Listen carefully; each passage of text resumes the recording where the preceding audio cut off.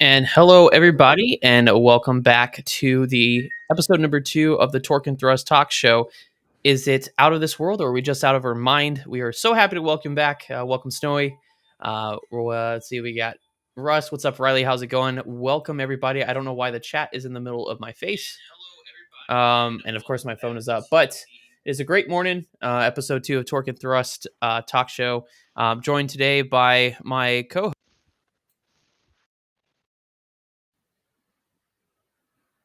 Good morning, everybody. on. There we go. Good morning, everybody. How's it going? Going well. How about yourselves? Doing good. Tommy was unfortunately due to a family emergency last week, wasn't able to join us. So I'm going to give him the floor so he can introduce himself to you all. Good morning, everyone. I'm Tommy D. For those of you who have not seen me with Bill and Justin, I am a retired New York City EMT. 32 years, I was a first responder. I recently went to work last November in a completely different industry as a safety manager. Not a manager, just a safety guy with medical training. I'm a hardcore simmer. I enjoy the gaming and just spending time with my girlfriend and hanging out with my friends Bill and Justin and everyone in our community. How's everybody? How's everybody doing this morning? I think I'm doing okay. I'm tired though. It's been an early morning. Yeah. So Yeah. yeah. So Justin, I heard that you went to the Air and Space Museum for the first time this week. Yeah, so we hit both of them actually. There's one on the National Mall, and then there's one over by Dulles Airport. So we hit them both. Had to hit them both. And I thoroughly enjoyed. It's the Udvar Hazy Center over Okay. by Dulles Airport, and that was by far my favorite of the two. Just a few highlights. They have Space Shuttle Discovery in there with its own wing. You can, walk up and be feet from the nose of the space shuttle. It was just absolutely breathtaking. And then they actually have the actual B-29 Enola Gay that dropped the first atomic bomb on Hiroshima. Wow. So that was like a goosebump moment. And just to explain for those of you that haven't been to the National Air and Space Museum, when Justin says that it's the Enola Gay, it is the Enola Gay, like the actual airplane that physically dropped the bomb, right? Yeah. Yeah, and that's exactly it. It was incredible and breathtaking. Yeah, it's just amazing. We were talking about this a little bit in the pre-show while we were setting up. I remember the first thing I saw when I walked in, they had to the left when I walked in. This was the Smithsonian one. They had like I want to say it was like the Apollo 1 capsule with the tragedy where you could actually see the scratch marks of the astronauts trying to get out. Yep. And then I looked up and there was the Bell X-1, right, which is the airplane that Chuck Yeager broke the sound barrier in. Yep. And I'm like, oh, that's a cool replica. I was probably like maybe like 8. My parents were like, no, that's the actual Bell X-1. And I was like, wait, what? That's the actual. So there's a awe factor when going to those places. I think Justin found out. It was incredible. Yeah. Justin, how's not Justin, Tommy, how's your week been going? My week hasn't been too terrible. A little busy at work. Was able to get some stuff done. I got a couple of flights in. Got in a little bit of gaming with you this week.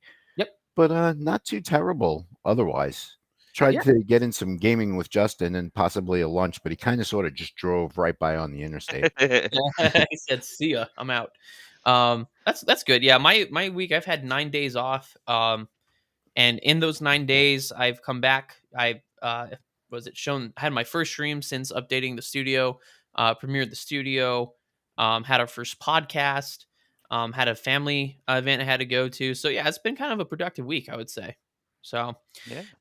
with that being said, though, less about us and probably more what people are here for. Let's talk about some industry news. So we're going to start off with Tommy, because Tommy, last week, I did an absolutely terrible job talking about gaming stuff because I just don't have the know-how that you do.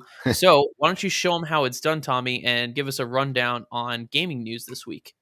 So for gaming news this week, I actually have 3 updates that will apply to Microsoft Flight Simulator. as we all know, that's my forte. First, it's 3 aircraft. The first would be the Fenix A320. They released version 2 of this aircraft roughly a couple months ago. One of the things that they concentrated on was the frame rates. When I first got this aircraft almost a year ago, from this new developer, the frame rates were horrible. It almost made the plane unusable unless I made adjustments. But they fixed that, and it's running much, much smoother. They put the new engine noises in for the CFMs. Um, they fixed a lot of crash to desktop issues, and they actually got a much better working RNAV and LNAV system in it. So with that, Fenix is definitely becoming the A320 200 series to be using in the sim. They do have another one planned that's going to go a little bit further into the actual noises and hearing the button clicks and things of that, but they did not release a date on that just yet. The next aircraft would be the long anticipated Bluebird 757. I personally have been watching the development of this project for, I want to say, about 14 months. When it does release, you can have the 200 and 300 variant along with the carrier, freight carrier.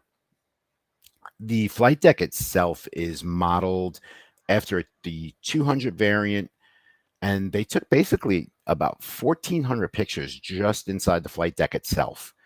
A couple of the things are working. Yeah. Hello? I'm sorry. Yeah. I thought I heard when you guys. Tommy went to Verizon mode there for a second. Hey, can you hear me now? Yeah, right. But unfortunately for this wonderful looking aircraft, we're not going to see it until sometime early 2024. Bluebird, it's going to be payware aircraft, but Bluebird is looking to release this aircraft as bug-free as humanly possible.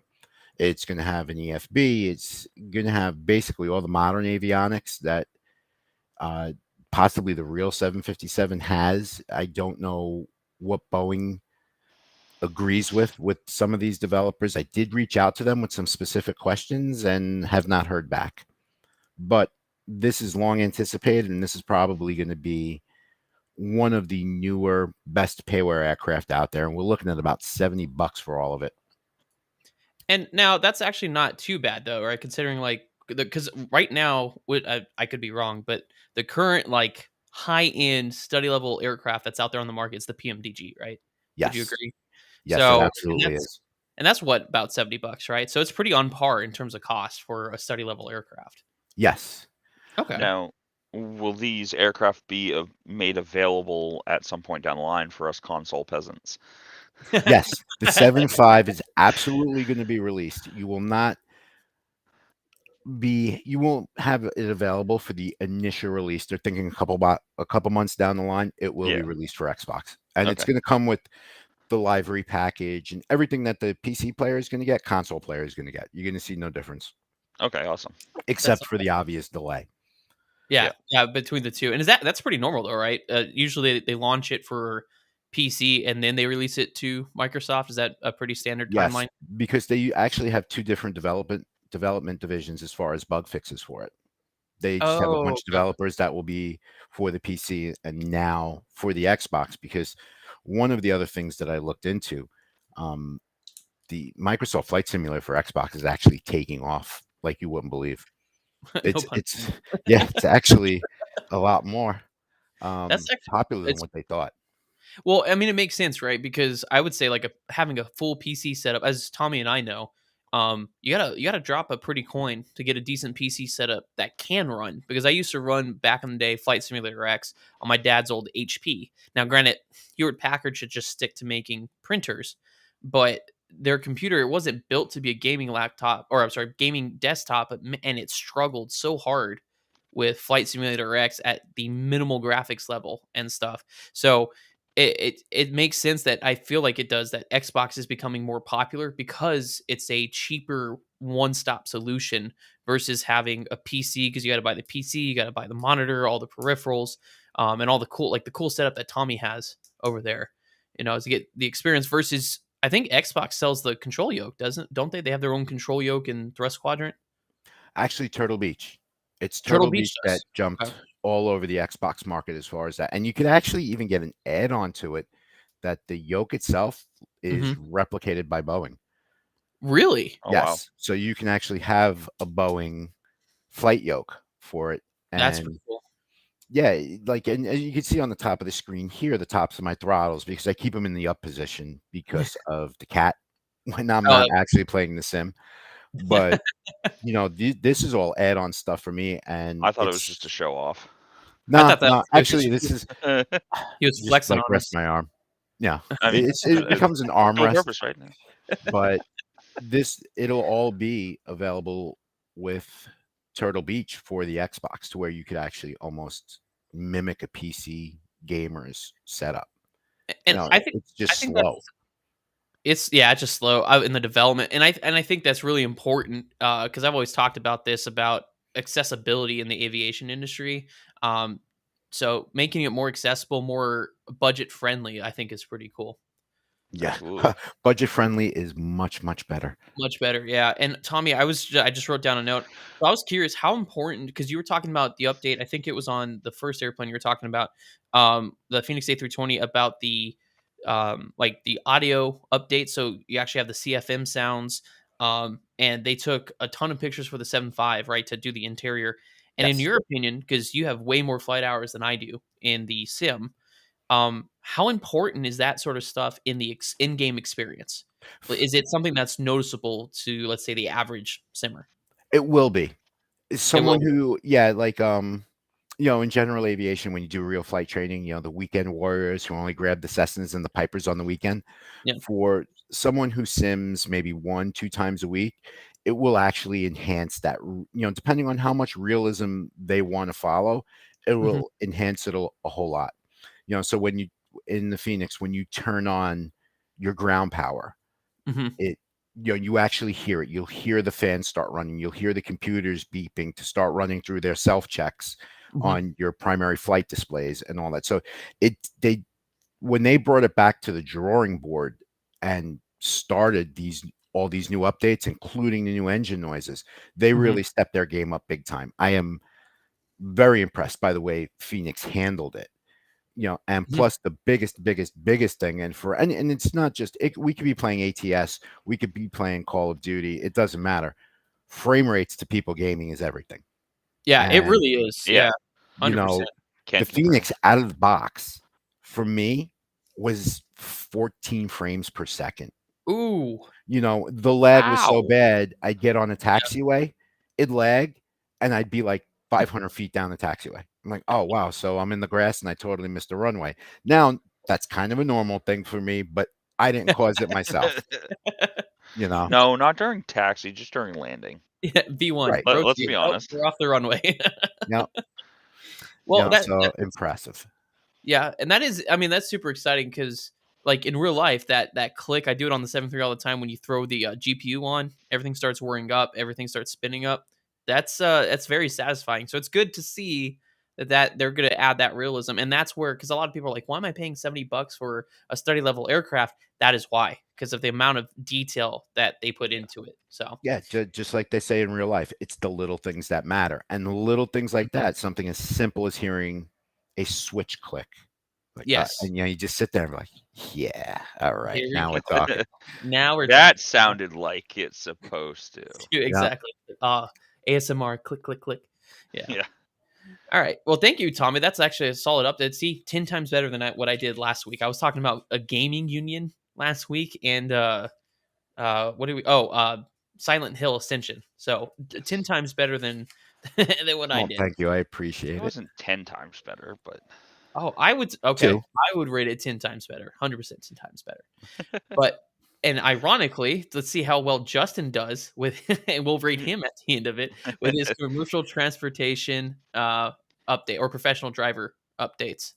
all right. So, I'll preface this by saying, in the last few months, talking with my significant other, my wife, we have discussed the possibility of starting our own trucking company. and what that would look like and everything that goes into it. And I can go into more detail later, but this article kind of falls into that. So we all know that 2020 was a crazy year, and even more so for the freight industry and the trucking industry. So DAT Freight and Analytics stated that in June of 2020, they had about 241,000 for-hire trucks in their system. In July of 2023, that number had jumped to 475,000, which is a 96% increase. Whoa. Now, these are 100% independent owner operators. These aren't associated with any company. These companies are acquiring their own freight. They're negotiating their own rates, things of that nature.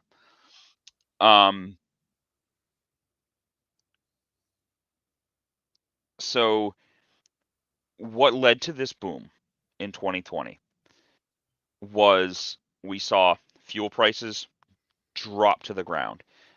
Diesel at that point, or just before 2020, sorry. I'm all tongue-tied here. It's okay. It's okay. Um, Just breathe through it. Just breathe through it, Justin. It's okay. Okay, I'm gonna go back to freight rates. Sorry. There you go. Yeah, no, you're good. So freight rates prior to the 2020, basically economy meltdown, were around $1.85 a mile. Once the boom happened, mid 2020, early 2021, some of those rates dropped or jumped to over $3 a mile. In some cases, $4 or $5 a mile. So you're talking a load that was paying maybe $2,000 prior to COVID is now paying, $4,500 to $6,000. Wow. So everybody, all these owner operators that are coming into the industry are seeing this and they're going, we need to buy a truck now.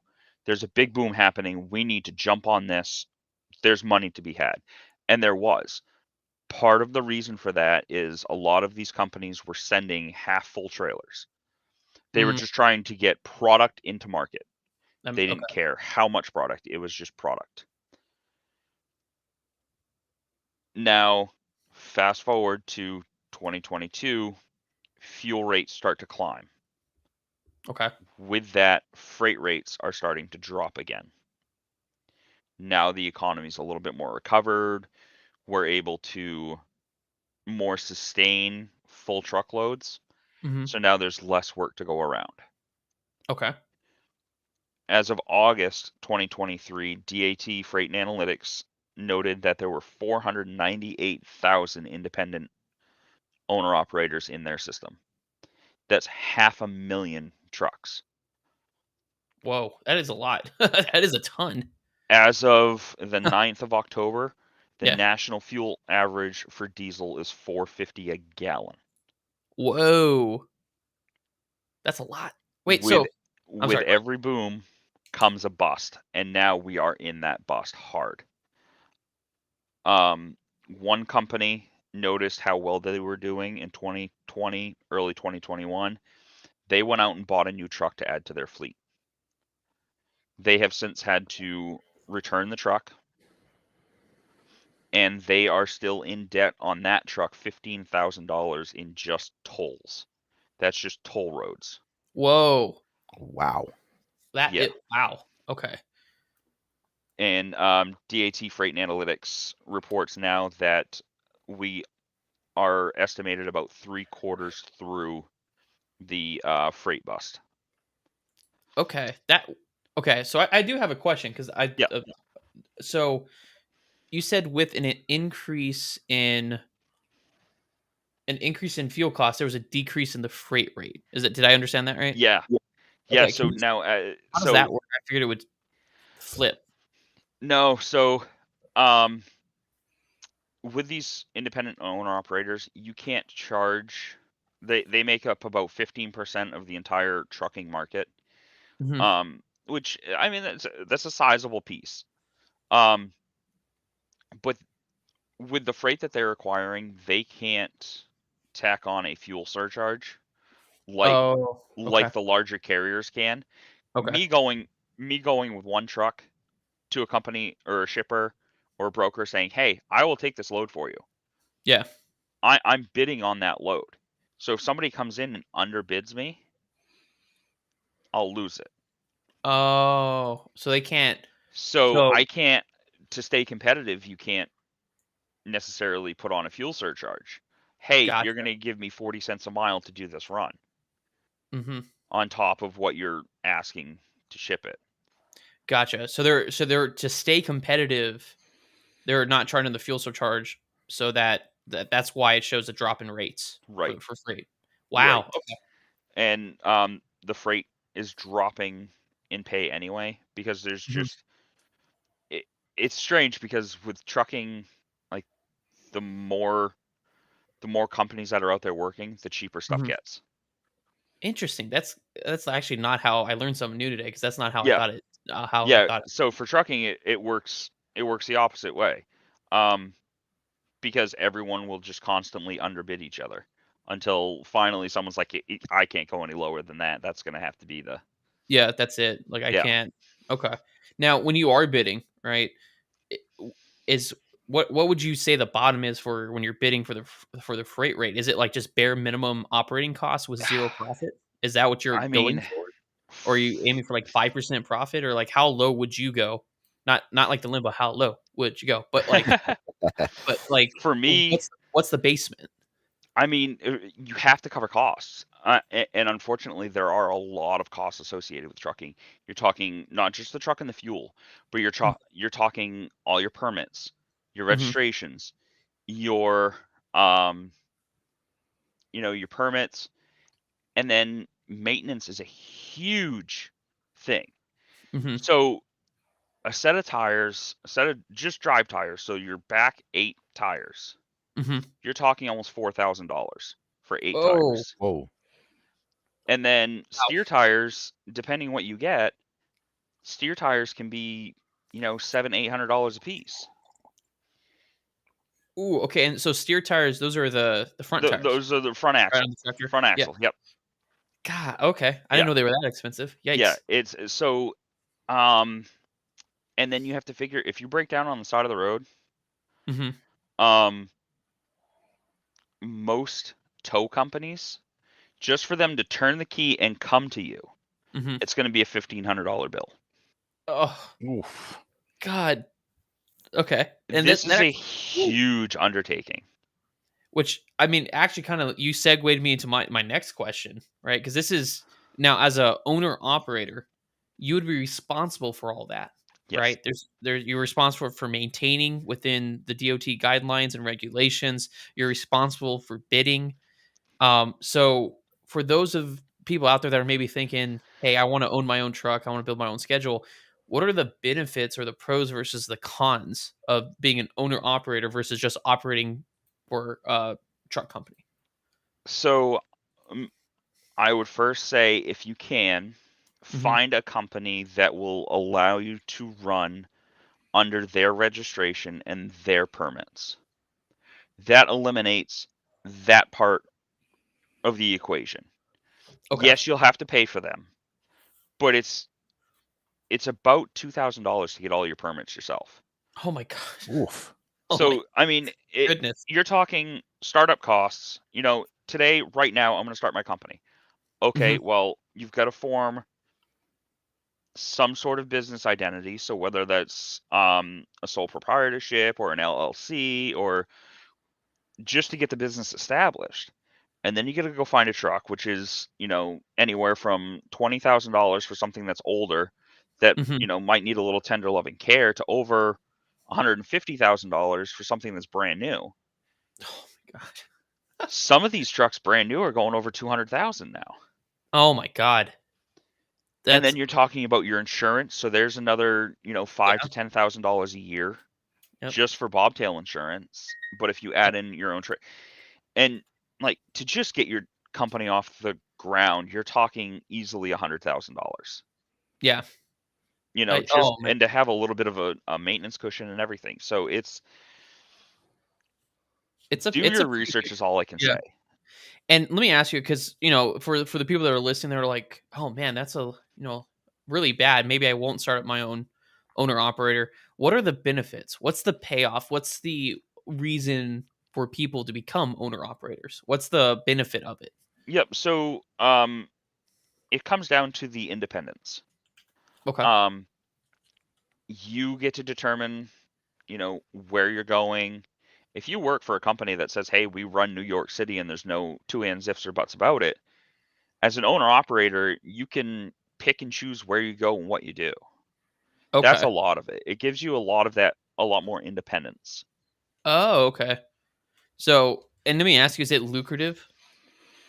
It can be. Um, And okay. So it again, it it depends on how you set yourself up. There are some companies that, if you sign on with them using their numbers and such, um, you can make upwards of $250,000 a year. ooh, okay. But again, you have to remember, how much is my fuel going to cost doing this? How much is, the maintenance going to cost me down the line? Right. You're Yeah. talking, I think it's at least a couple $100 just to go and get a truck oil change. Wow. Okay. So, You're not even talking quarts of oil at that point. It's in like 15 gallons. oh, geez. So it's kind of, in that sense, being an owner operator is kind of like being a pilot. There's a very heavy upfront cost Yeah, to it, but with the potential, minus the independence of schedule, because I don't have that. yeah, But but a very high potential for high income, a high yield. yeah.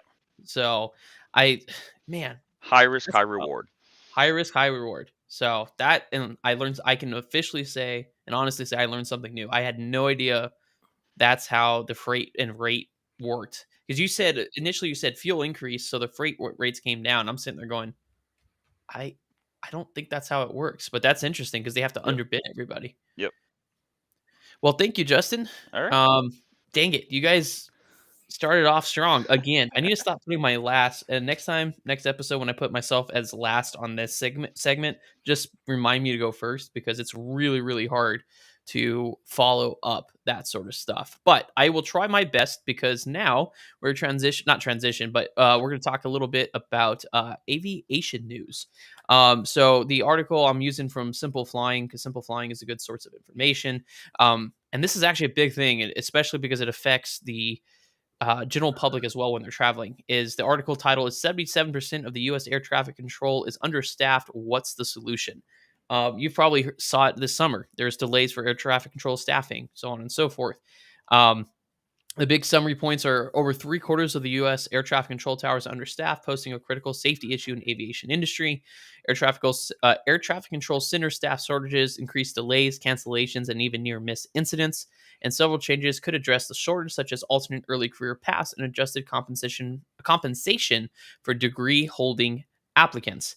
The article says that it's estimated that 77% of the U.S. air traffic control towers are understaffed. Now, they don't provide numbers. I don't know what that means. If it's like per arrival rate, they need this many controllers on duty versus runways, so on and so forth. So if you guys are watching this and are part of the air traffic control specialist, feel free to reach out and enlighten us on this. I'm not entirely sure um, what the reason or what the guideline is for, but according to the article, it says that 77% of most air traffic control towers are understaffed. According to USA Today, the National Air Traffic Controllers Association suggests that the odd uptick in near misses, it's a term that in this case broadly means nearly avoided collision.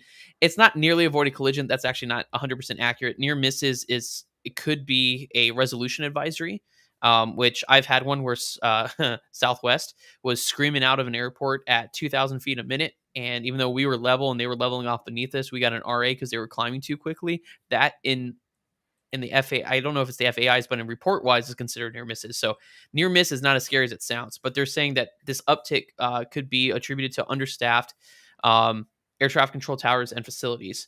Air traffic controllers have a stressful enough job under normal conditions, but workers push to the brink and working extensive overtime to keep aircraft in the sky.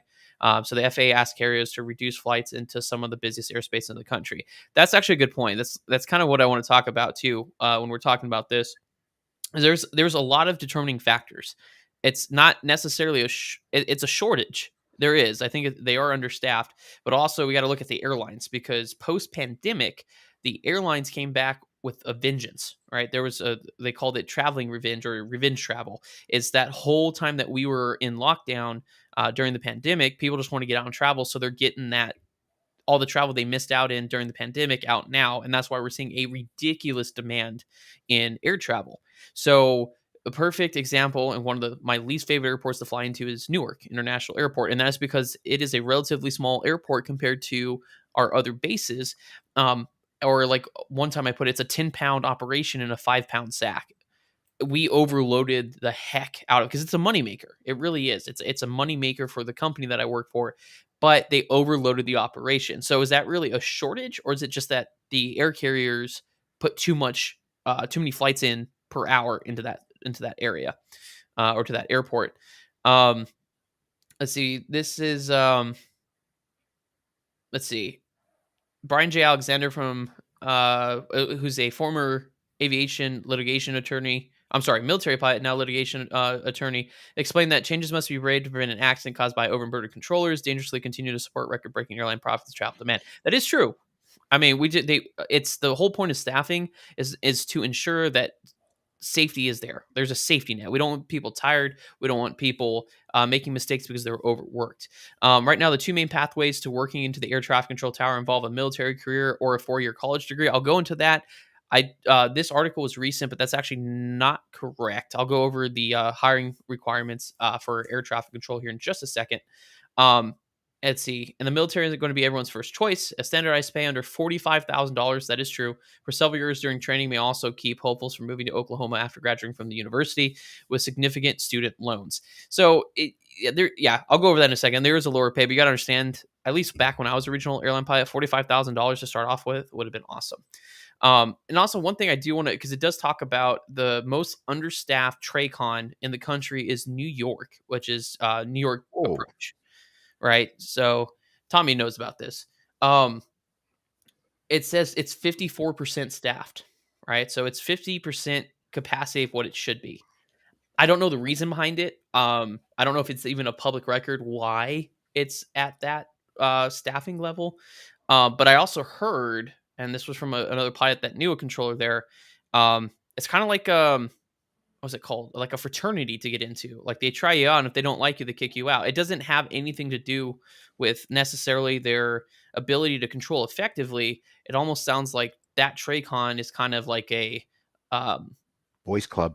Yeah, like a boys club, or kind of like they have a elite mentality where, well, now you're not going to make it here, which is understandable. That is one of the most busiest airspaces in the United States. But I feel like they're also doing it to themselves. If they're being that particular because they don't like how you sip your coffee in the morning, then that could also cause the shortage if they're not allowing staffing. So not entirely sure if there's like not enough people coming through, if there's a high washout, issue coming from that, or what the actual issue is. But there is a shortage right now. 77% is what it's saying. So that's something that's kind of a big deal. I've seen things all over social media where the air traffic control, the association, I don't know if it's a union. I don't know if they can unionize because it's government, but they've been going and talking about how they need more staffing, right? This is what they need. So let's talk about that for a second. How to become an air traffic controller, because once again, as career-wise, you guys should know exactly what it takes to become an air traffic controller. This is off of the FAA.gov website. It's www.faa.gov/B-ATC. As of right now, the 2023 application has closed, so you'll have to wait for the next cycle. But in order to apply, you have to meet the basic qualifications, which is you got to be a U.S. citizen, be registered for selective service if applicable. Basically, that's what if you go to college or do anything after you're 18, you have to be. For males born after 1959, be younger than 31 years old before the closing date of the application period. Have either 3 years of general work experience or 4 years of education leading to a bachelor's degree or a combination of both. So you don't have to have your college degree to be an air traffic controller. According to the website, you have to either have 3 years of general work experience, which you could be working at Chipotle for 3 years, I guess, or 4 years of education leading to a bachelor's degree.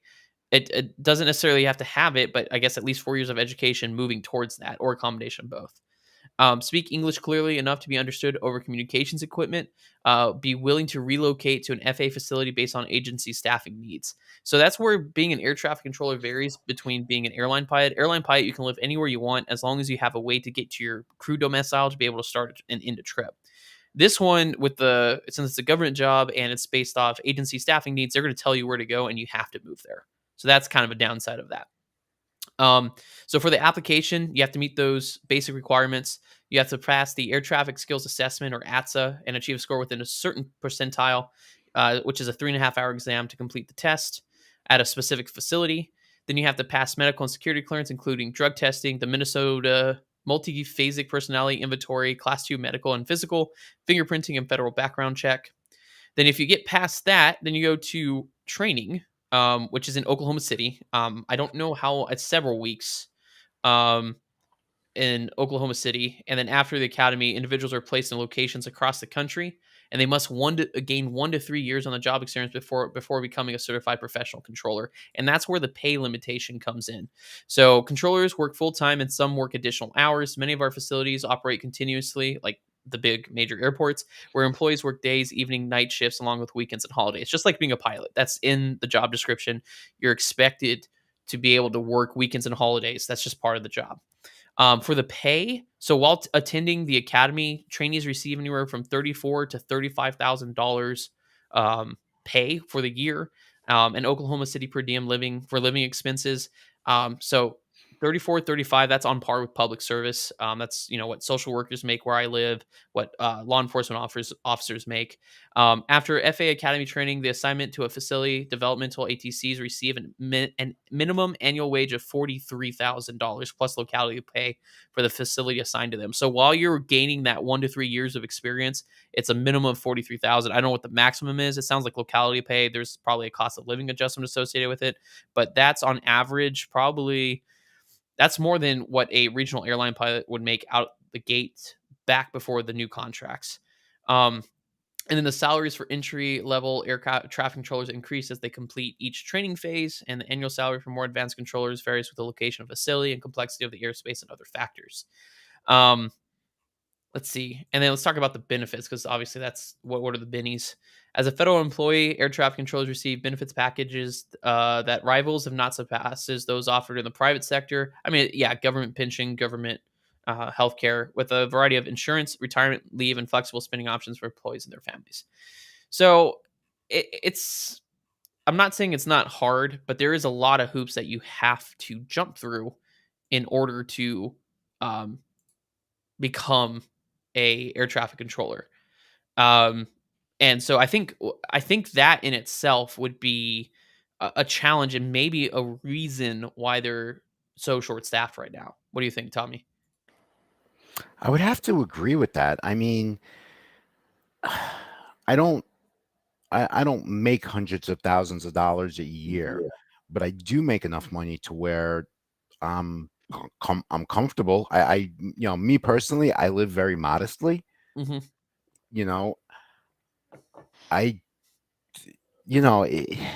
What's really disturbing me about all this is the New York airspace.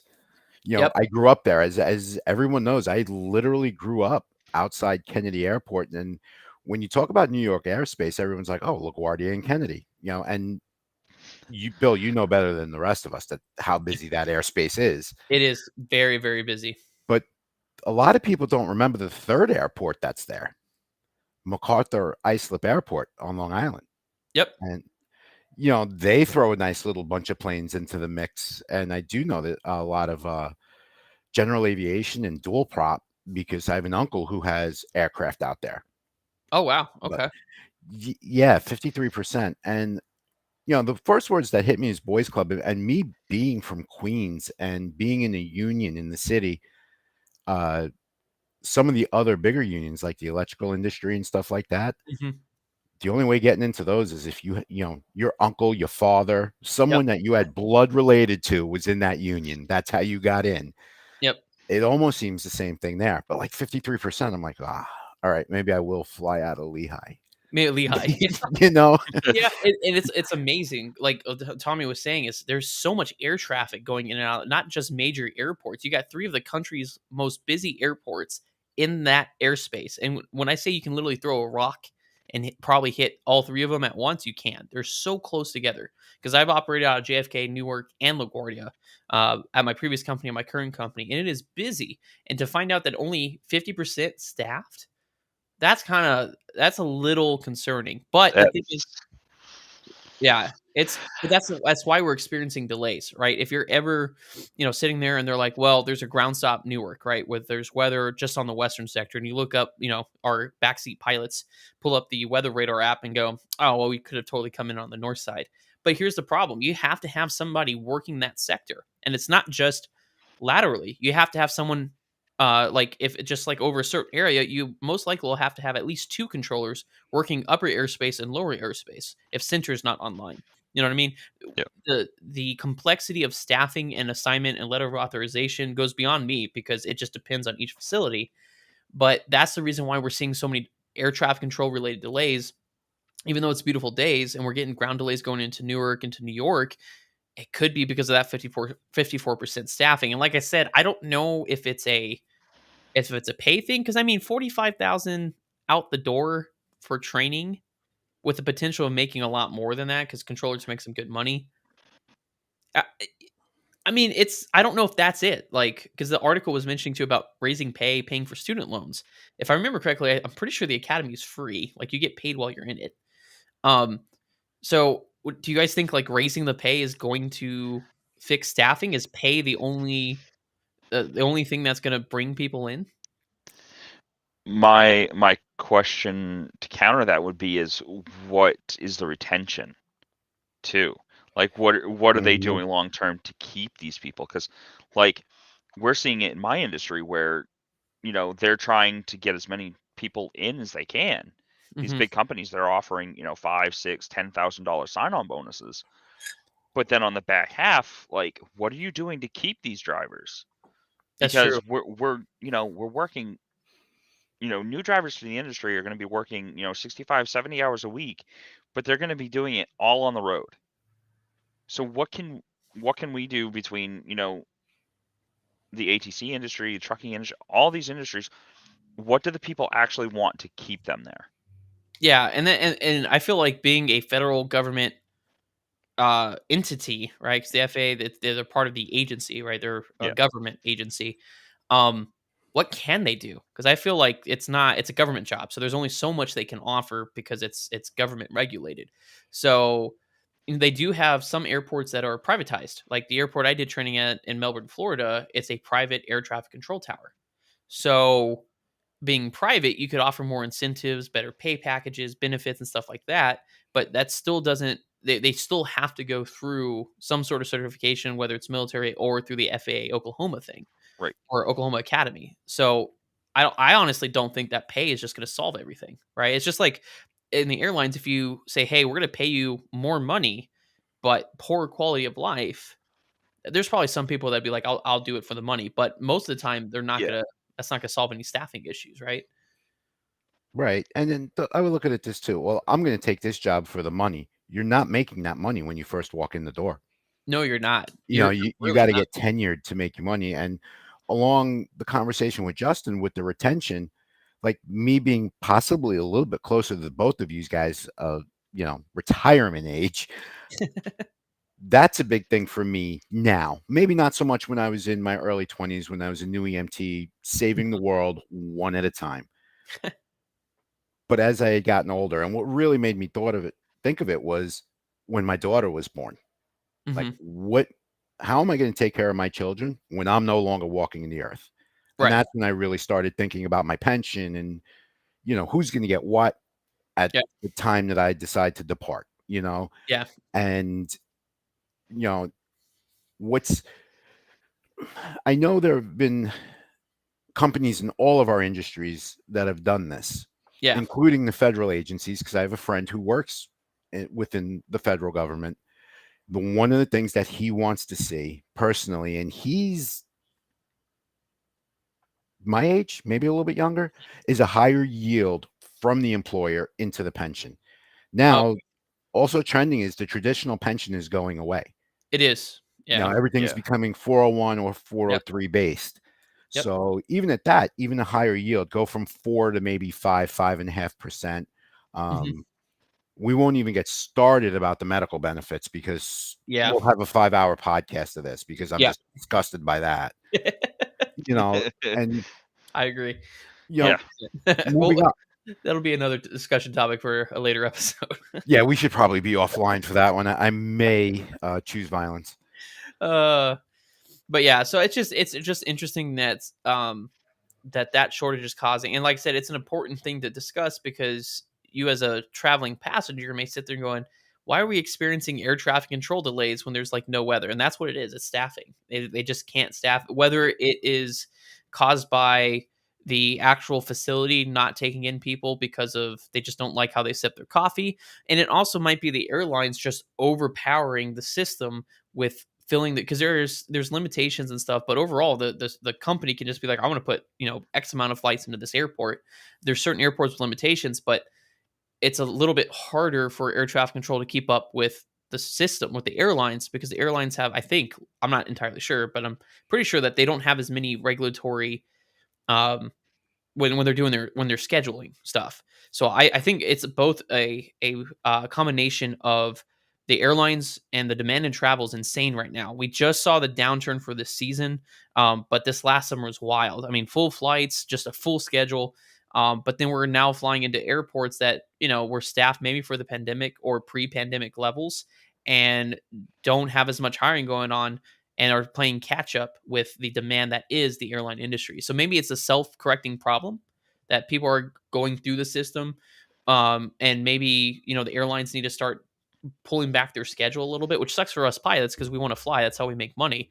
But it's to kind of balance it out because otherwise we're going to see a lot of air traffic control delays in the future. Well, aren't you about to see an uptick with traveling now? Because we're in just about mid-October. The holidays are around the corner. So fun fact, and this is the weirdest thing, it threw me for a loop in the industry. From our peak is from mid-March to about mid-September. Our annual downturn is mid-September to the first part of March. Usually spring break is what kicks off the summer season in my opinion. And it's an ebb and flow. For 7 years that I've been doing this, it's there's always a downturn around this time of year, which you would assume because of the holidays that people would be traveling more, but actually that's just not, for whatever reason, that's not what happens in the industry. Which is Okay. kind of wild. It's kind of backwards, but it's just like around the holidays, you'll see an uptick, but overall traveling goes down in the winter not and a early major, spring. Yeah. not a major swing of it. Correct. So Gotcha. it's Interesting. it's kind of interesting that way. Learned a lot this morning. Yeah, that was a really good news segment. I'm really happy with that. That's about 50 minutes of talking about news. All right, so we'll move into the next one here, which is called Jargon in a Jiffy. For those of you that aren't familiar with this, it's basically our industries have a lot of different terms in it, and I know sometimes it can probably seem a little intimidating, especially being around those terms. So what we're trying to do is make it kind of a fun little game where we say the words and then use it in a sentence or in a scenario, and then the other two hosts are going to try to figure out what it means. So that way we can educate you on the jargon that we use in our specific careers. And I do notice on TikTok Live, we're starting to get some comments and stuff. We do see them. We do have a segment towards the end of the show where we're going to talk and answer those questions specifically. So if we're not answering your questions right away, we're not ignoring you. I see your questions. We will answer them here in a little bit. So with that being said, I will start off the jargon in a jiffy. So I'm going to try to stump you guys, but seeing as Tommy is a sim expert, I don't know if I'm going to be able to do this. So my term that we're going to be talking about today is called the boards. Okay, it's boards. We'll see, Justin. We'll see. So the sentence, or I'm trying to formulate a sentence or scenario that that doesn't give it away. So when we exited the runway, The captain exclaimed, "Oh no, the boards didn't stow." No, that's not a good one. I had the boards out for the entire arrival because the dang airplane would not come down. Do you guys know what I'm talking about?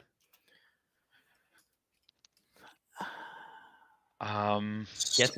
Okay, so off the top of my head, Mm-hmm. I bet Tommy's gonna get it. Hold on, let Justin go first. okay, Because I feel like you have enough experience to know exactly. You've flown with me enough in flight sim to know what I'm talking about. So let's see if Justin can get it. So when you first said it, I was wrong. My first guess with Okay. just a word. Is it your flaps? Close. Tommy, what did you think it was? speed brakes. Yep, that's 100% what it is. So we call it the boards because spoilers or speed brakes literally spoil lift. They're not they don't do anything with performance of the aircraft except degrade it. And we always say put the boards up because when you put them up, they rattle you around, especially like in the 737. If you or the Max, if you're not careful and you kind of rip them open, there's like this bounce. They come out. But on the NG, as soon as you go to the full flight detent, the airplane starts rattling around. And so that's when when we're saying, oh, we're putting the boards out, that's what we're talking about. Is because they look like if you were to put cardboard boxes on the wing and just fold them up. So that's what the boards are. Gotcha. So I knew Tommy was going to get it. I said it, and I was like, "Oh crap, I forgot Tommy." Tommy flies. It's not fair. Which means I need to come up with more not tricky, but the goal of this is to stump each other so we learn something, basically.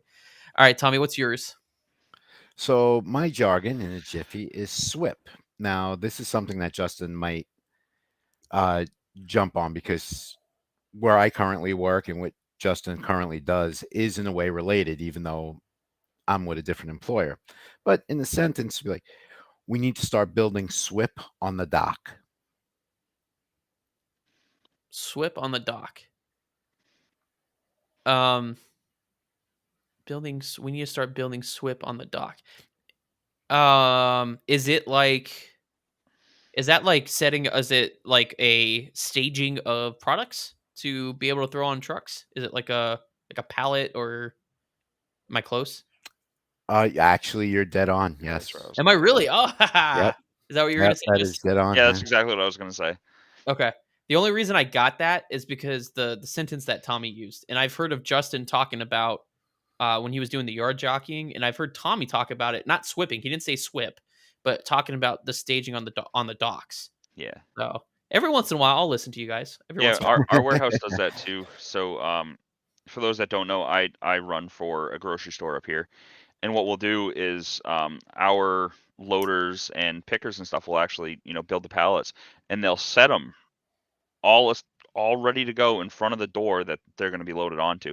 So that way the loader can just pick them up 2 at a time and just rifle them in and onto the trailer in half hour. And now, is that a term that you use too? Swipping? No, I hadn't heard that term before. Okay. So when he used it in a sentence, that's when I was like, oh, okay. Yeah, I heard docks and I was like, okay, it must be efficiency, especially because Tommy was telling us in the pre-show while we were setting up that his warehouse had a gridlock last night. So I was like, SWIP, that's an appropriate word. So, all right, Justin. All right. So what do you got? My term is not going to sound like it belongs anywhere in my industry, but okay, you see it every day. Okay. On the side of the highway. They are everywhere as you're driving down the highway. Broken down. Sometimes you'll see a vehicle pulled over on the side of the road because they lost them. Okay. So are you starting with the word? Because I can see the word on the document. We talked about this. So, yep. So the word is gator skin.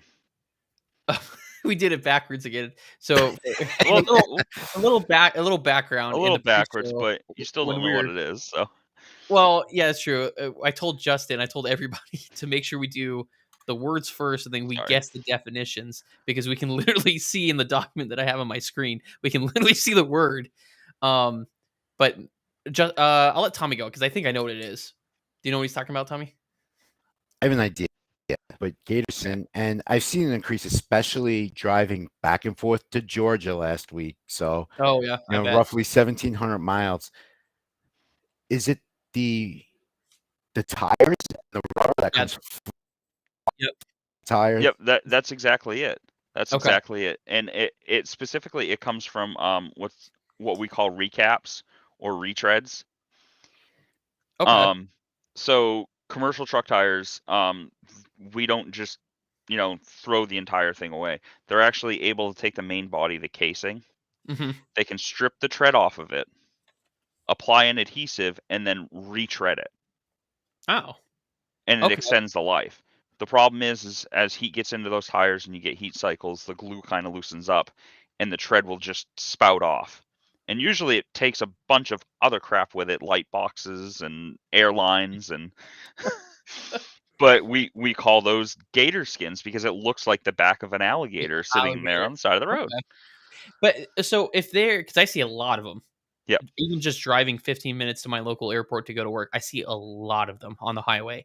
So what's the benefit of retreading them or recapping them if they're just gonna like shred? Is it just cheaper? They- Is It is. They're like $200 or $300 cheaper per tire than what we call a virgin. of course, you guys would. Of course.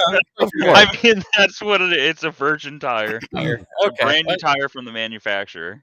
gotcha. I mean, that makes sense. Versus You a said they're like on a trailer. The real tires you said were up to $4,000, right? Yeah. Yeah. Okay, that makes sense. That makes sense. Yep. So if you can Oh, save yeah. a couple $100 per tire, especially you see it a lot on like your bigger fleets where, you're putting tires on, 50, 75, 100 trucks at a time. Yeah, That cost savings is going to be exponential. I gotcha. Okay. Well, learn something new. So that was great. Two new things. All right. So next up, we're going to talk about Comment Corner. Comment Corner is just for us as social media and content creators. We not every interaction with viewers is necessarily a positive one. We do have some interesting ones. Now we were talking in the pre-show, when I was briefing about how we were supposed to do jargon in a jiffy. We were talking about maybe transitioning this to next week to Career Corner, so that way we can have a little bit more stories about our careers, because we're all professionals. Like I said, I'm a professional airline pilot. Justin is a professional driver. Tommy was an EMT in New York and is now a safety specialist. So we'll probably be transitioning to that next week to you guys, give you a better idea of our careers. But for Comment Corner today, we are going to be talking about any social media interactions that we've had recently or in the past that are kind of iconic. Last week I talked about Scooter, which was one of my biggest haters during some of my first TikTok lives, and really taught me and showed myself how I was going to deal with haters. But Tommy, why don't you talk about one of your social media interactions? So I was doing a live on TikTok, and one of the young viewers that I had was asking a couple of questions. It was the normal. It was about my setup, what's my computer rig, and all that. And we were talking. So about an hour later, I get tagged on a video, and it was about an hour after my live ended. This particular person was doing a comparison of different simmers on TikTok, and he started with me. But the best was at the end, and he actually DM'd me and apologized for this. He says, his community gets no hate. There's no hate in his community. He's just some old guy who wants to go and sit with you. I probably laughed for about 45 minutes about that. And this kid was like apologizing emphatically on my DM. Like he blew my DM. Finally I was like, dude, it's all right. It's fine. It's fine. I thought it was great. Now, unfortunately, the video disappeared. I had saved it to my favorites, but that was one of my most memorable. And That's Scooter. funny. That's great. Yeah, and Scooter. Tommy was on my live moderating while Scooter happened. So Tommy was there for the original. But I mean, and for people that don't know, yeah, Tommy may be older than us, but man, he can hang with the young kids. Like he's a good, like you would not believe how good he is at Modern Warfare. Like you would have to see it on one of his streams. Like he kicks my can every day. And it's funny because when people do tease me about OH, now you guys not included because we're friends, and what happens when friends get together? We all banter. Like it just happens, right? What? But when I'm playing with other people or I'm live and they're like, hey, this, that, and the other thing, be like, guys, listen, yeah, I'm 52. I was playing video games in 1977 when Atari first came out. So Well, you're and welcome. we were, like Tom and I were talking, they have an Atari bar where he lives. So if I go anywhere near, when I visit Tommy, that's one of the Yeah. places where we go is that Atari bar because I think that would be pretty cool. Oh yeah, Yeah, we had a absolutely. blast there. All right, now Justin. Justin hasn't had his. What am I trying to say? Justin has had a social media presence, but just recently returned, right, Yeah. to making or reestablishing yourself. So he doesn't necessarily have interesting interactions yet. I'm sure he will here in the future. But if you want to talk about that, Yeah, so like a lot of content creators, I kind of came into the industry, the height of COVID 2020, and it wasn't due to um like a lack of things to do because we were like busier than I've ever seen. Our dispatchers were calling guys that were on vacation saying, "Hey, can you come and work? You can go anywhere." Um, but that being said, I I was streaming pretty consistently 2 days a week until it was about mid 2021. Um, had some family stuff come up, and I set OBS Studio into the trash can, and I just kind of let it sit. Um, fully intended that to be my full on retirement.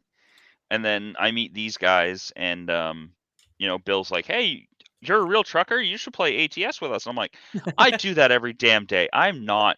And lo and behold, a couple weeks later, I'm downloading it, and you know, a week later, I'm begging my wife, "Oh, please, please, please, can I get all the DLC?" yeah, I remember that. It took a Right. little bit of convincing because when Justin was like, "I'm a." I was resistant to it. Yeah, he was, and I was just like, "But you're what I am missing." Like, because I have no idea. Tommy and I have no idea what we're doing on ATS. And then I remember the first stream that we had with you. It wasn't a stream. It was you, me, Habone, and Tommy in California because Justin only had California at the time for the Yeah. DLCs.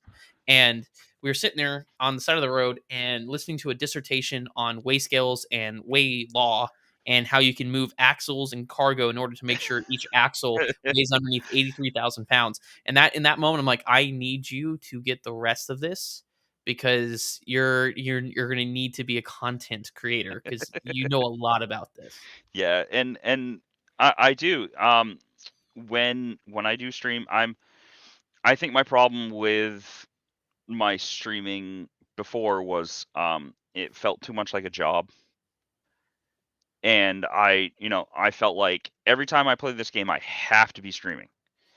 And I wasn't taking any time for myself. So that's why now my streaming is far more sparse, but I'm enjoying it a lot more. And when I do stream American Truck Sim, it's as true to life as I can get without, pulling the phone out and throwing it on the dash and taking you guys with me for a day. Yeah. Right. Yeah. And So, that's, yeah. And that makes sense because we've always talked about this, Tommy, Justin and I, is the behind the scenes of streaming is a little bit different than I thought it was going to be. Because like, for Oof. example, yesterday, Tom and I got on and played Call of Duty and there was that moment of, well, am I going to stream it? And the cool thought is, well, might as well, if I'm going to be gaming, right? Put the content out there, but then also, now I'm having to worry about that creation, the content. Am I trying to yeah. make content when I'm just trying to relax? And I also told Tommy yesterday that I'm not good at Call of Duty. So that's a part of being a successful Call of Duty streamer is you have to be somewhat decent. So the Call of Duty is just for the boys, and Brooke, Yeah. Yeah. um, for when we play because I'm not good at it. And I just also, and I was telling Justin about this, is it sucks having to feel like you're obligated to stream everything that you do. Yeah. So that's what I'm trying to do too a little bit better is plan out and schedule certain streams. Like I did the Firewatch gameplay that's now both parts on my YouTube. It's a single player horror mystery game, more of a mystery than a horror, I would say. A horror type game. And then I just started Revenge of the Shadow Ninja yesterday on Twitch. I haven't gotten all the way through it yet, but it's a series that I'm going to be doing and be posting to YouTube as well. So those I'm starting to kind of hone in on what content I want to create versus going, man, I just got to stream everything I'm doing, you know? So Yeah, and I feel the same way too, because there's some days where it's like, you know what, let's just game. yeah, this just Yeah, game. I don't Don't like let it if I kill want to get up and go get a cup of coffee, I won't get up and go get a cup of coffee or a bottle of water. You know, Yeah. and it's a lot easier to turn around and say, Bill, Justin, I'll be right back. Yeah. You know, and like if we're in Call of Duty, just let it go through, you know, until inevitably I walk away for a hot minute and it puts us on the couple of the maps that we want nothing to do with. Yeah, exactly. You know, as it the fun is there. I enjoy streaming for streaming's sake. I'm enjoying it. You know, I made friends through it. hmm You know, but to do it every day and to be It, a professional, no, it I takes a lot. It yeah, really does. Yeah. All right. With you know, that, and we all have significant others that won't let that happen. that's true. Yeah, I always got to talk to the boss. I always got to talk Yep. to the boss about what I'm doing. So, Yep. all right. And so I'm going to switch this around. Normally, we'll do the weekly discussion topic first and then Q&A, but we do have quite a bit of questions that I want to get to perfect. in the TikTok live chat real quick so that we can answer before we get into it. So that way they don't leave. Let's see. Franco mentioned that his dump truck, I think in reference to owner operator, said that it costs $255,000 with $20,000 yearly in insurance. Yeah. That's insane. That is absolutely insane. Wow. This guy named Raccoon, interesting name on TikTok, said, has the FAA started hiring again yet? I'm looking to get in and just waiting on the government. They ended their 2023 cycle, so go to the FAA.gov/B-ATC, and that way you'll get more information on when the cycle opens. And then Matt is asking, good morning. Not sure if this has been asked, but do cargo flights have priority over passenger flights? I don't think so. It depends on the airport. So, like, for example, in Memphis, I'm pretty sure during the sort that FedEx has priority on the slots if they're doing a slot system versus like, let's say in Newark or Denver, since United is prominent, they may have more priority or buy out the slots a little bit more to have more priority and more slots. So it's not necessarily that they have more priority. It's just the slots that are available.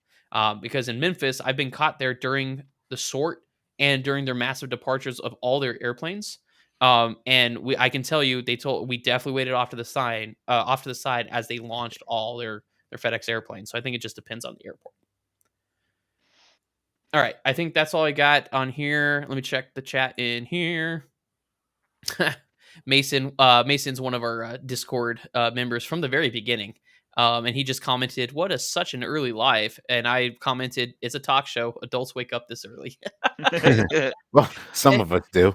Some of us do, and that's the whole point. That's why this is an early talk show, is to kind of catch that going to work crowd. You know, that's at least what I'm figuring. Plus, it works for everybody's schedule that way. So, Yeah. with that, we will transition into this week's discussion topic. Dun dun dun. It is we're talking about UAPs, or unidentified anomalous phenomenon, also previously known as unidentified flying objects, or UFOs. Okay, so the discussion topic is: do you believe in UAPs? First of all, are they extraterrestrials or outer Earth beings? And have we ever seen anything that would be considered a UAP, UFO, or something unexplainable? So, who wants to start this one off? Go ahead, Justin. Oh wow, pass So, the puck. wow. Dang. So first off, like, I happen to live in an area. I'm about, I would say, an hour and a half, 2 hours from the setting of the Barney and Betty Hill event. And their claim was that they saw a UFO or a UAP as they were traversing through the mountains of New Hampshire, and they lost a stretch of time in their adventure from northern New Hampshire back down to the seacoast of New Hampshire. and they lost a clump of time, and their claim was that they were abducted. Now, I didn't want to go into the abduction. However, I do feel like they did see something happen. Okay. And I've always believed, and with as vast as our universe is, that there has to be another Life form. Or intelligent yeah, life. another intelligent life form out there. And to say that they have not, reached our solar system or whatnot, who am I to say? But I also believe that there are things that, I mean, we've seen the evidence. Yeah. There's footage from, reputable fighter pilots. Yep. U.S. Navy and Air Force fighter pilots have seen these with their 2 eyes. It's been recorded coming from their aircraft. So, I mean, I think it's legit. Like, yeah, I mean, I completely agree with you because it's I always I've said this for a while. To think that humans are the only intelligent race in the entire universe is extremely arrogant of us. And if it's true, I could be wrong. If it's true, we're screwed as a universe. I'm just saying. Yeah. But Neil deGrasse Tyson said this on another podcast that I was watching. And it's a really good way of putting it because a lot of people that don't believe in it, and it's not really a belief. I'm more of a scientific fact type of deal. Yeah. But for those of you that are more statistically driven, a lot of people will argue, well, why haven't we had contact with them yet, right? If there's an advanced race out there that is smarter than us, how have we not had contact with them? Well, Neil deGrasse Tyson goes on and says, well, if you think about how vast the universe is, right? Because we don't know that we've never seen the end. We never hit the end. As far as we know, it's infinite, right? We don't know where it ends.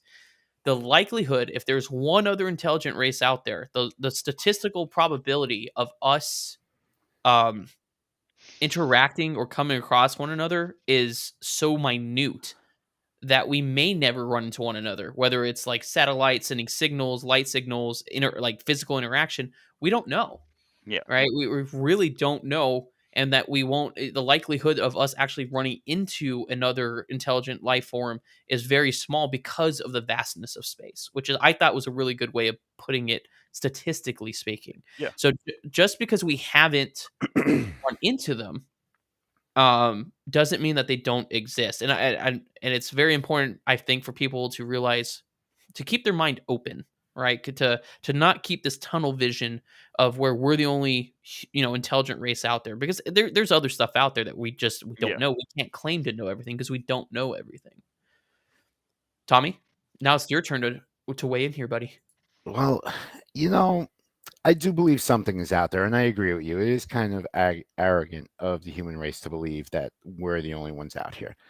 I also enjoyed Professor Grassi's content, because an astrophysicist who has a very good way of explaining things, like, someone trying to teach me something on a computer. Talk to me like I'm 2 and I don't get offended. I personally never heard any stories, but like Justin said, it's documented. And I remember as a kid, there was actually a TV show called Project Blue Book, from the files of the United States Air Force. Oh, nice. And they delved into, UFOs and all of that. And there is proof locked somewhere in a very highly secured, guarded vault with all these findings. Because I remember the show premiered for like a year. Yeah. And then someone shut it down real quick. You're done. You're done. We're done with this now. You're getting too close to the real truth. Yeah. Now, we're going to need you to stop. I believe there is something else in our universe. Might not necessarily be Roswell, New Mexico's depiction of what it is, or the conspiracy theorists, because I've watched programs about that, and there are people that make a living literally sitting outside the Tonopah test site gates, like just on the legal side, where you take 2 feet forward, and some gentlemen with some very heavy equipment, Well, they're gonna hello. want to talk to you for Some a few hours. some You know? dark SUVs. Yep. Yes, but personally, I've never heard anything of it. I did think I saw something once, and it Mhm. was a shooting star. So, Well, hey, and this is where I kind of because for the longest time, obviously I'm a skeptic because I want to see proof, right? That's like my big thing Right. is I want to see proof. And for the longest time, I was like, you know what? I'll be an airline pilot and I'll eventually see something, right? It took 6 years for me to see something. Um, and I've seen it consistently, and I know other pilots are probably out there. And there was like one article on it, probably a couple months back. But every night, I do a lot of red eyes. For those of you that don't know, it's just because I commute. Red eyes are my thing.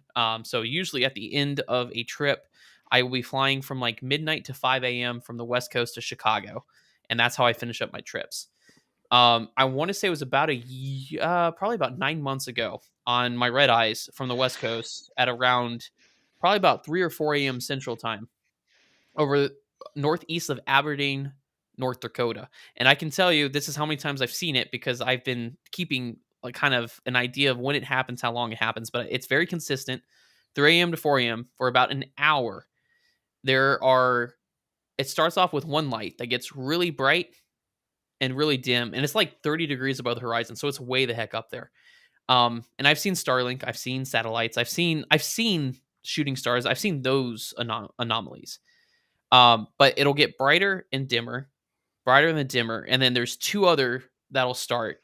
And what blows my mind is the very first time I saw them, they formed. It was three lights that got really bright, and then formed what looked like a stationary triangle. Right, so I'm just thinking, okay, we're reflecting off space junk or something.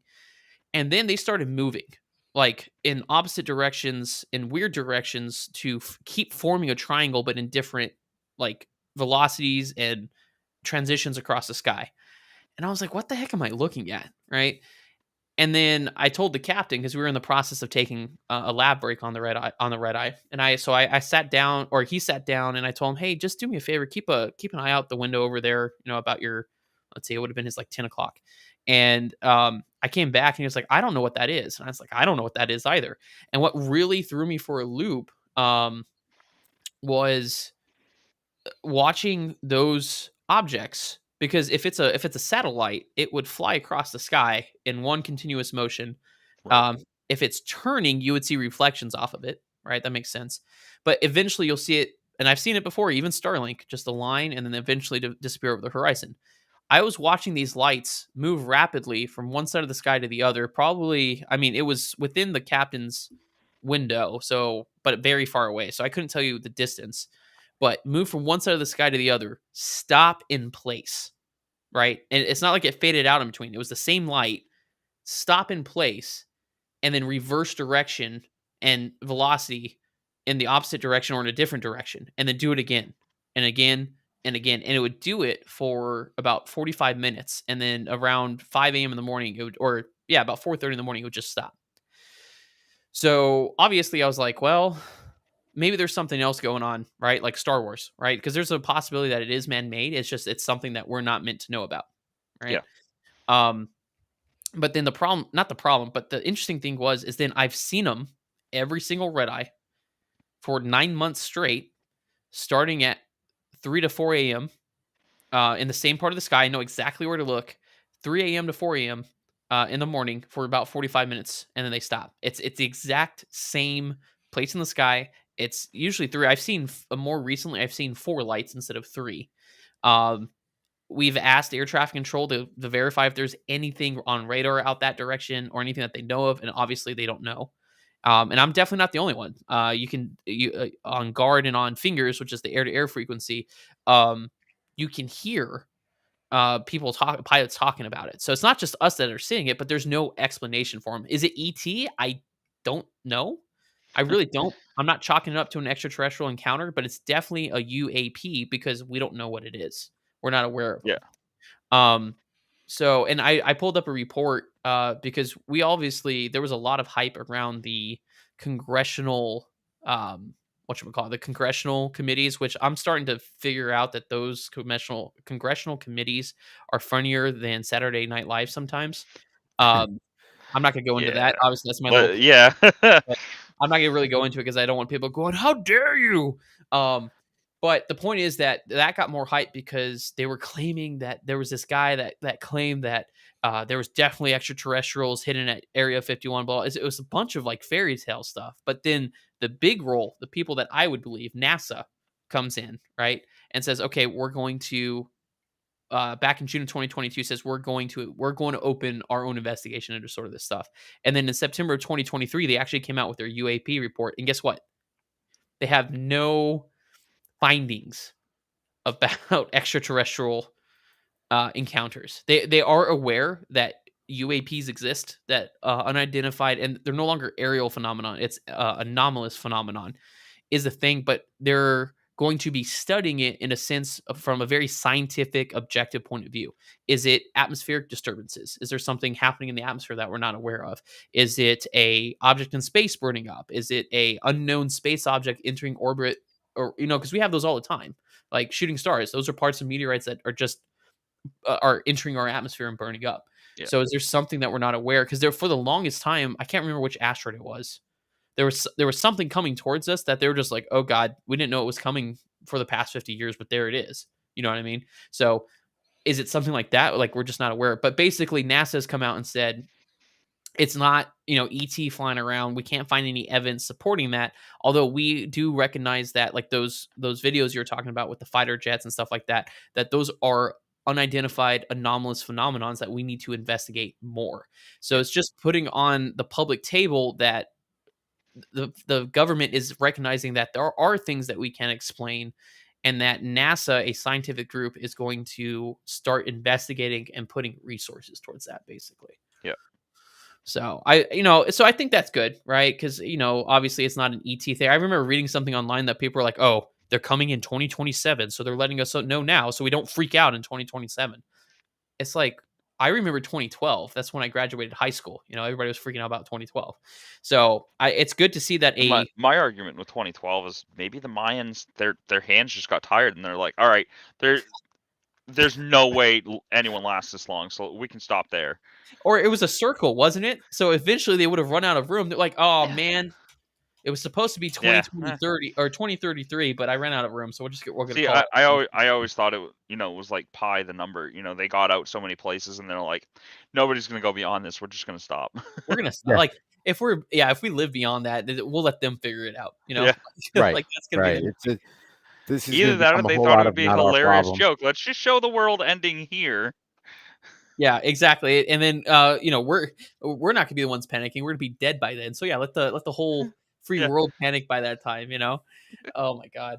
But yeah, so I think and I think that's an important thing to kind of talk about is on an educated basis or on a scientific level that there are UAPs, there are things out there that we don't know, and it's okay that we don't know. We don't have to Google everything nowadays, you know what I mean, and try to be an expert on it, unless it's me trying to do jargon and Jiffy so I can fool Tommy, because that I just realized how difficult that's actually going to be. Yeah, I mean, as well as you guys did with mine, I think I'm gonna have to step mine up a little bit. Well, if you stop giving us the definition first, it may be a little more difficult. Maybe. Okay, I'll try that first. Oh man, but great show, guys. Do you guys have anything to add before we close up for the UAPs? Actually, to digress real quickly, Franco was in my TikTok when we were discussing gator skin. Also, he came up with road snake. Yep. Ooh, that's another one. I like that one. I like both of them. Thank you for that, Franco. Thank you. Yeah, learning, and that's the whole point of this podcast. It's not only supposed to be entertaining, like the UAP versus UFO. It's supposed to be informative. So I learned stuff today. So I think that's a good way to close it out. Is we learned a lot. We learned new definitions. I learned a lot about the commercial trucking industry. I had no idea. I learned about freight rates, about owner operators, and all the cool updates that are coming out with the Phoenix A320 and the Bluebird 7.5, which I'm actually going to kind of keep an eye on that too. Yeah, I mean, yeah. That's going to be an interesting, because I had the Captain 7.5 at one point? Captain Sim. Captain Sim. and it was okay. It wasn't as good as the PMDG, but I'm excited to see something similar come out, especially for everybody, on Xbox and on PC. That So, was the best part of that whole thing, to find out that I just got attacked here. But oh, wait, what happened? Who? apparently run by Bastet clawing. wanted to let me know that she was sitting right beside my chair, and she just Oh, did she jumped swipe up you? and she swiped both of her front paws on my leg. Oh God, ow. But I'm more excited to see it come out for everyone on Xbox, because I have very strong opinions about the flight sim and Mhm. people who are on console, and why don't they have as much as the PC can. Yeah, I That agree. I think that accessibility is kind of important. Definitely Yeah. important for everybody to have access to it. I'm tired of, and they've done really good because like Microsoft now has like Xbox PC Pass and stuff like that. So a lot of things are cross-platform. But I remember back in the day, it was like, oh, you have a PC or you have an Xbox? I'm sorry, we can't play with you. We have a PC. Like Yeah, Yeah. that's now the the version. cross-platform has really taken off, again with the pun, but it, it's I mean it's great to see, and each one of us kind of likes to rag on the other. When I was playing Modern Warfare on the Xbox, it was always, how are those looking through walls and those frame rates doing? And they're like, I Yeah. don't know, how's your 60 frames going? Well, Yeah. it's fine. At least I haven't crashed. Yeah, exactly. All right. Well, we want to thank you guys again for joining us. We had I want to say we had 15 viewers at one point. So once again, thank you guys all for joining us today. Let's see, we got Sunny, Matt. Thank you for joining. Heidi just joined. So welcome and thank you guys for watching. Welcome in. Next week on October 19th at 8 a.m., 9 a.m. So that's next Thursday will be our next episode called Danger, Bill, Justin, and Tommy, Danger, where we're going to talk about the future of automation in our different career fields. So, with that, on behalf of the Torque and Thrust Talk Show, I'm Justin. I'm Tommy. oh, that was very robot-y, and I'm Bill. And you guys have a great rest of the day, and we will see you next episode.